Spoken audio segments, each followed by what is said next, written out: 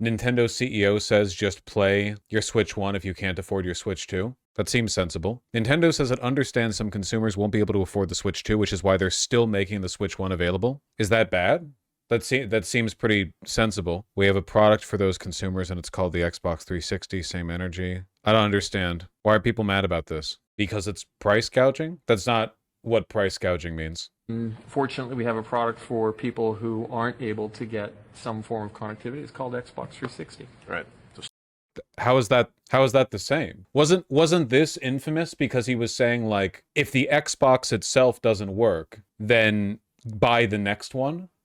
But that's not what Nintendo is saying. Nintendo is saying, if you can't afford our new product, then we're still producing our old one. No, Xbox 360 was the previous console. Yeah, but he was talking about connectivity. That's a different... He wasn't talking about, like, being able to buy... Like, if a person walked up to Sony and they were like, I can't afford the PS5, what should I do? And Sony was like, well, you know, the PS4 is still available and it's at a lower price. Is that bad?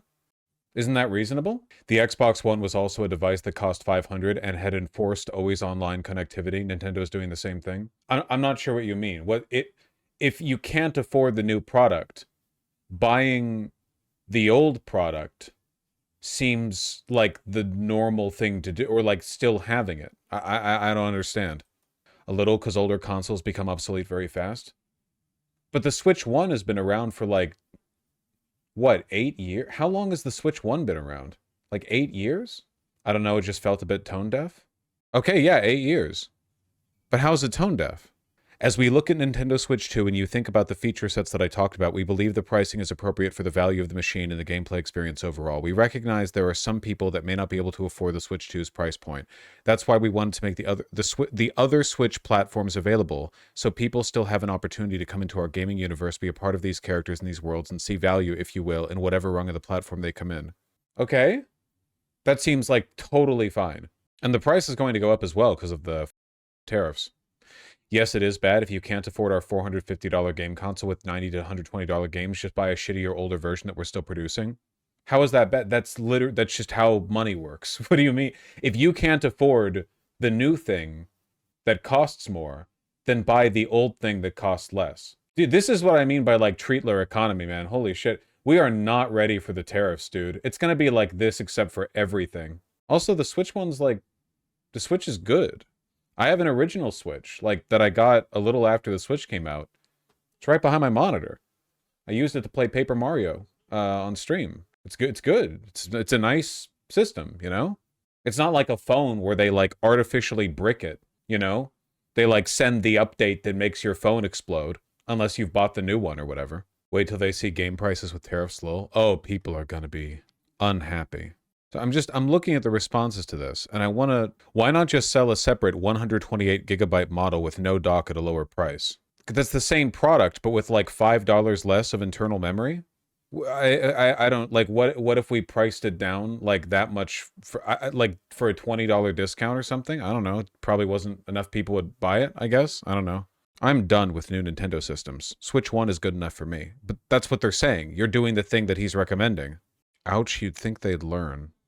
Nintendo is pure greed with zero care towards the consumer. Dude, Nintendo's probably like the only company left that even slightly cares about the consumer. They're like, it's like the worst. Like, I'm not saying they're a good company or whatever, but like they're the last company you should be saying that about. As a publisher, as a developer, I think that for the most part, they're a little bit more honorable in how they deal with the consumer. Valve exists and is way more pro-consumer than Nintendo will ever be. I don't like Valve. You mean the company that, like, sits on a mega monopoly for games distribution? That, like, Valve is private. Yeah, well, Valve is privately owned, yeah, but like I don't care much for their engagement, I guess, with their services. Yeah, Flying Dutchman, I saw that. What happens when Gabe dies? Probably nothing good. They literally don't let people own their Steam games, Lamau. Yeah. You don't really own physically games either. I mean, if you buy a game, well, not even that, right? I guess it's just a matter of, like, the software and how you download it, or, like, what the DRM protections are on the service. Is the Switch made in China? It's going to be, like, $12,000. It's made in Vietnam? Okay, well, that's still getting hit with massive tariffs, so... like 44% or some shit? So the Switch 2 prices were always going to be $450 with $80 games without the tariffs. That was just Nintendo being greedy, lol. Is $450 for a new game console really like that? Why the fuck are people acting this way? Isn't Nintendo like on the good boy list? Isn't Nintendo one of the companies that people are deferential to? When did everyone get so goddamn antagonistic against them? Maybe we're all feeling more treat the right because we know like the punishment is coming. No, they're copyright demons? No, I know that, but I mean in terms of like consumer sentiment. $80 games what soils it? I still maintain games are very underpriced at $60. Yeah, you're not getting my support on that one. I've had this opinion for a while. You're not wrong, but $80 a game still stings. I mean, yeah, I guess. Gotten used to how cheap they are. Vosh would say gum should cost more than food because you spend more time chewing it. Okay. You were probably masticating on that one for a while. Would you like to elaborate on that? Jarvis dropped the piano. What does that mean? $80 is just a lot for the re-releases of 2 to 3-year-old games. Well, don't buy them, right? Aren't the Switch things backwards compatible with the Switch 2? Or is it the other way around? Like, if you get a Switch 2, you can play the Switch 1 games on it, or something. Mostly? Okay. It's because you usually argue the amount of use you get out of the thing makes it more valuable, and these things are usually underpriced, i.e. a well-constructed shirt that's more expensive. I don't justify the price of shirts because they last longer. Like, even a shittily made $5 t-shirt will last pretty much, like, as long as you need it to. It's not about how long it lasts. It's about, like, what went into making it, you know? And, like, inflation has just taken the game... Like, inflation has outpaced game prices by so much, man. But I think they should, you know, I think I need to move past the point that I've already overlabored, which is like $80 for a regular game. And I think we need to move on to the next one, which is that indie games should be more expensive, like way more expensive. Why is it that when you go down to like a local mart, like or like a farmer's market or like a local market, and there's some cool little thing there that you buy by made by a local artist, and that's like $40 when you could buy a $5 version of it at Target, you know? But you pay the extra amount because like it's made locally and it's like cute, there's more personality in it or whatever. Why is it that, you know, indie game devs have to sell their shit for like $3? Isn't that kind of a little bit? Like people will literally like take out loans and work day in and day out, night after night to make a game. And then they're like, okay, well, if I price it at $10, people will accuse me of ripping them off. What the why? $10? That's like less than one drink at a restaurant now. The cost of making one copy of a digital game is the same as making a billion? Yeah, but games that took $1 billion to make, generally speaking, reach a larger audience because of the ad budget. So it's not like you're not, like, at the end of the day, like, there's so much risk assumed by a person making a little game, you know? I don't know. Publishers basically don't have to do physical releases anymore, so that's a huge cost that's just gone. Yeah, but like I'm more talking about the indie market, which has never really seen like physical releases, except in some rare cases. I guess Undertale, Hollow Knight, some games got big enough. Yeah, I don't know. It's a pretty unfair deal to like indie developers. You know what I mean? How much do you think GTA 6 should really cost? That's up to them, right? Basically, what I'm saying is if Rockstar came out and they said, because this game is so goddamn big, it's going to be $150. My thought on that would be like, okay, that makes sense. Like it's like people got like 50 years of content out of GTA 5. I don't know. What would be too expensive? I don't know. I don't know. If you want to like price out the ratio of cost to content or whatever, then you could probably price GTA 6 insanely high, and you could still make like a fair argument for it. But I don't really think we think of stuff that way, right? Like we're not just evaluating how much time you'd put into a game, because if that was the case, yeah, then like World of Warcraft would be like $1 trillion for everyone because you could potentially end up playing it forever or whatever. It's not really what we're talking about. We're more talking about like how much it took to make it. And like Jesus Christ, it takes a lot to make a Grand Theft Auto game. There's a risk analysis from the consumer perspective that it might be shit or run like shit. That's true, yeah. I mean, that's the case for like anything you buy, I guess. And on Steam, you can refund a game within 2 hours of you buying it if it just doesn't work. You're probably not going to assume much risk for a game like Grand Theft Auto 6, though, because there's reviews and, you know, you kind of know what you're going in for, I think. The thing that me up is the fact that, yeah, like so many games are freemium now, you know? It's really, really, really annoying. I was trying to get some mobile games for a flight recently, just get some shit in my phone. I ended up getting Balatro because we know it's goated. But like basically everything. I tried downloading, you're gonna laugh. Monkeys versus what is it called? Balloon World. I completely forget what this franchise is called, but everyone's played it, so everyone can correct me on this. Bloons Tower Defense, yeah. Bloons Tower Defense 6 was like a nightmare vortex of daily login bonus, battle pass, pay extra currency to get unlock both in match and out of match, new heroes that you have to buy, and it's like, dude, holy shit, this is a tower defense mobile game. What the Yeah, watch an ad to revive. And it's like, that's so much is Blue and Tower Defense 6 is not like that. I'm really sorry to say, but it is, because I just looked at it. Mobile gaming is slop. Yeah, but like a lot of gaming is slop now, right? A lot of gaming is slop. Like even games that don't have subscriptions have daily login bonuses. Why?